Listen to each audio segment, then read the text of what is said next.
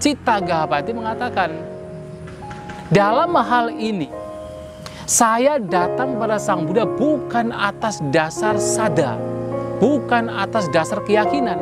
Mengapa? Karena saya sudah mengalami.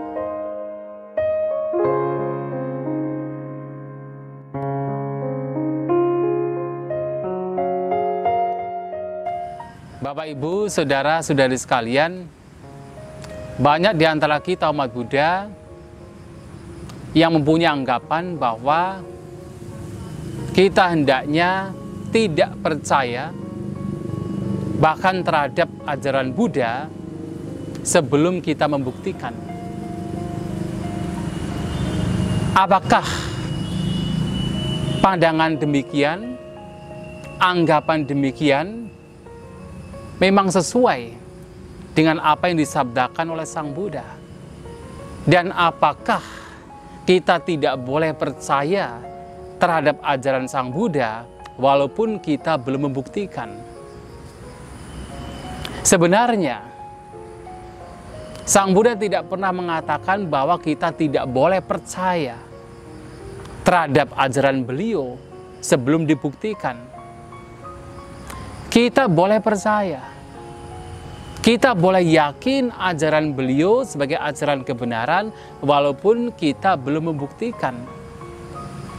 Yang menjadi masalah adalah bukan masalah percayanya, bukan masalah yakinnya, tetapi adalah ketika kita hanya berhenti pada percaya, ketika kita hanya berhenti pada yakin. Kalau kita hanya berhenti pada percaya, berhenti pada yakin saja, itu hanya ada dua kemungkinan. Apa yang kita percayai, apa yang kita yakini sebagai kebenaran, ternyata bukan kebenaran. Yang pertama. Yang kedua, apa yang kita percayai, yang kita yakini, ternyata itu memang sebuah kebenaran. Nah, sehingga di sini, anjuran Sang Buddha adalah bagaimana kita meyakini, kita mempercayai sesuatu, tetapi kemudian tidak buktikan. Ada yang mengatakan percaya dan yakin itu berbeda. Percaya adalah sesuatu yang belum dibuktikan, sedangkan keyakinan adalah sesuatu yang sudah dibuktikan. Tidak demikian, keyakinan pun juga bukan berarti merupakan sesuatu yang telah dibuktikan. Ada sebuah cerita. Suatu kali, seorang perumah tangga bernama Citta bertemu dengan kaum Niganta, kaum Jainisme.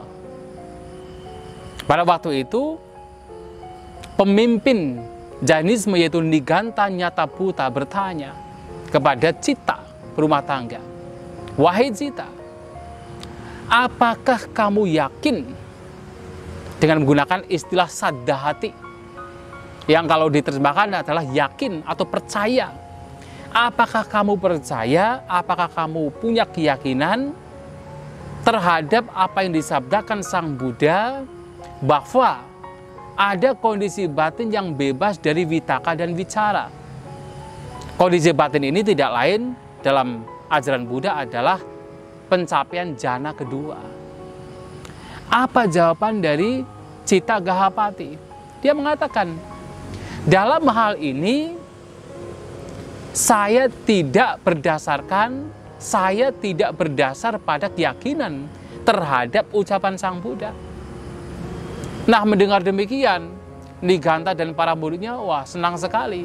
Mereka berpikir bahkan murid Sang Buddha sendiri tidak percaya dengan apa yang dikatakan Sang Buddha. Tetapi kemudian Cittagahapati bertanya, mana yang lebih baik? Sada atau nyana? Sada adalah keyakinan, atau dengan kata lain adalah percaya. Keyakinan, percaya, atau nyana pengetahuan. Bahkan Niganta pun mengatakan pengetahuan jauh lebih baik ketimbang sada, keyakinan, ketimbang percaya. Nah, kemudian Cittagahapati mengatakan, dalam hal ini, dalam pernyataan Sang Buddha bahwa ada kondisi batin yang bebas dari vitaka dan wicara. Saya datang pada Sang Buddha bukan atas dasar sada, bukan atas dasar keyakinan. Mengapa? Karena saya sudah mengalami. Bagi mereka yang belum mengalami harus yakin, harus punya keyakinan. Tetapi ketika sudah mengalami, itu pengetahuan. Nah, oleh sebab itu sebenarnya dalam kita mempelajari ajaran Buddha, mempraktikkan ajaran Buddha, tidak harus semuanya dibuktikan terlebih dahulu, baru kemudian percaya. Bahkan seharusnya percaya terlebih dahulu, yakin terlebih dahulu, baru kemudian kita buktikan. Nah, oleh sebab itu, kalau berbicara keyakinan, sada itu ada dua. Yang pertama adalah amulika sada, yang kedua adalah mulika sada. Amulika sada adalah keyakinan yang tidak berdasar. Ini yang memang tidak sesuai dengan ajaran Buddha. Artinya tidak ada reason, tidak ada alasan, tidak ada dasarnya, pokoknya percaya, pokoknya yakin. Nah, yang kedua yang dianjurkan Sang Buddha adalah mulika sada, keyakinan yang punya dasar. Keyakinan yang ada logikanya, ada alasannya. Tetapi apakah keyakinan yang berdasar ini harus kemudian dialami terlebih dahulu? Tidak. Maka di dalam salah satu buku Nyaya Bindu, ada seorang biku bernama Dignaga yang mengatakan bahwa yang disebut mulika sada itu seperti, misalnya, ada seorang perempuan yang datang dari gunung dengan rambut basah, dengan pakaian basah, membawa seember air. Lantas kemudian, kita yang melihat perempuan tersebut akan beranggapan, akan punya keyakinan bahwa di gunung tersebut pasti ada air. Nah, tetapi apakah seseorang yang punya keyakinan tersebut sudah pergi ke gunung? Tidak. Dia hanya melihat perempuan tadi membawa air dengan rambut basah, pakaian basah. Maka atas dasar ini kemudian muncul keyakinan di gunung tersebut ada air. Nah, demikian pula berkaitan dengan Dhamma juga sama. Kita punya keyakinan dengan berbagai macam alasan. Misalnya apa? Kita punya keyakinan bahwa nibbana, lenyapnya kotoran batin adalah kebahagiaan. Kenapa bisa demikian? Kenapa kita punya keyakinan? Ada alasannya.